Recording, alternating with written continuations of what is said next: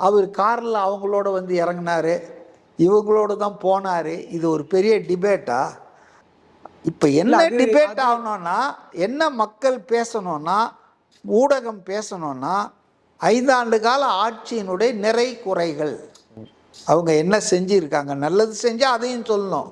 ஊடகம் அதானே செய்யணும், குறைகளை சொல்லணும். இல்லை, அந்த அந்த குற்றச்சாட்டோ அந்த விமர்சனமோ எதிர் முகாம்லேருந்து வரதுக்கு பதிலாக தாவேக்காவுடைய தொண்டர்களே வந்து சமூக வலைதளங்கள்ல எல்லாம் தொடர்ச்சியா அதுக்கு குறித்தான மீம்ஸ் போட ஆரம்பிச்சிட்டாங்க. சரி, எந்த முகாம்ல இருந்து இதெல்லாம் வெளியே போச்சு? எதிர் முகாம்ல இருந்து தானே போச்சு. யார் வந்து ரிலீஸ் பண்ணது? எழிலன் எம்எல்ஏ யார்? திமுக எம்எல்ஏ தானே. அவர் தானே 23ஆம் தேதியே இதெல்லாம் போட்டிருக்காரு ட்விட்டரில். பார்த்தீங்களா நீங்கள்? 23ஆம் தேதி, 24ஆம் தேதி தான் ஃபைல் ஆகுது. 27ஆம் தேதி தான் சன் டிவிலேருந்து எல்லா ஊடகமும் அதை பெருசாக பண்ணுறாங்க.